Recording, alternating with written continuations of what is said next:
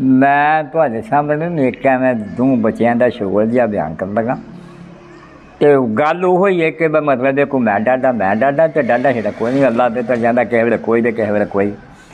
ਉਹ ਐਸਾ ਨਿੱਕੇ ਨਿੱਕੇ ਇੱਕ ਸੀ ਥੱਥਾ ਤੇ ਇੱਕ ਸੀ ਜਿਹੜਾ ਵਿਸ਼ਾ ਉਹਨਾਂ ਨੂੰ ਉਹਨਾਂ ਘੋਲ ਦਿੱਤਾ ਹਾਂ 12 ਸਾਲਾਂ ਦੇ ਜਿਸ ਨੂੰ ਘੋਲ ਲਾਤਾ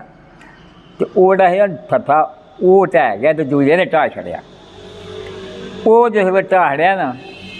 ਤੇ ਉਹ ਫਿਰ ਰੋਏ ਤੇ ਥੱਥਾ ਸੀ ਆਂਦਾ ਢਾਹ ਗਿਆ ਕੁਛ ਹੁੰਦਾ ਖੁੱਦਾ ਥਾ ਜਿਹਦੇ ਨਾਲ ਕੁੱਦਾ ਉਹ ਵਿੱਚ ਢਾਹ ਲੈਂਦਾ ਹੈ ਪਤਾ ਜਿਹਨੇ ਕੀ ਕੀਤਾ ਮੇਰੇ ਖਾ ਲੱਗ ਗਿਆ ਉੱਠ ਤੇਰੀ ਭੈਣ ਨੂੰ ਬੱਗਿਆ ਫਲਾਣਿਆ ਟਿੰਗਿਆ ਗਾਲਾਂ ਕੱਢਣ ਲੱਗ ਪਿਆ ਤੇ ਮੈਂ ਤੇ ਨਾ ਕੁਰਨਾ ਫੇਰ ਉਸ ਆਖਿਆ ਚਲੋ ਬਈ ਕੋਈ ਨਹੀਂ ਉਹ ਖਿਦਾ ਸੀ ਆਖਣ ਲੱਗਾ ਬਈ ਮਤਲਬ ਦੇ ਕੋਲੋਂ ਮੈਨੂੰ ਦੇ ਕੋਲ ਨਾ ਤੇ ਫਿਰ ਉਹਨੇ ਢਾਹ ਛੱਡਿਆ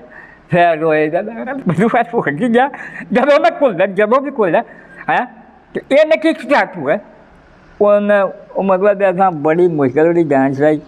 ਉਹ ਖਿਦਰ ਨੇ ਨਿਕਮ ਕੀਤਾ ਇਸ਼ਾਰਾ ਕੀਤਾ ਉਹਨੂੰ ਕਿ ਬੱਗਿਆ ਨਿਕਮ ਕਰ ਥੱਲੇ ਆਪੀ ਥੱਲੇ ਮੁੰਡਾ ਹੋ ਜਾ ਢਹਿ ਜਾ ਤੇ ਬੰਦਾ ਜਿਹੜਾ ਖੁਸ਼ ਹੋ ਜਾਏ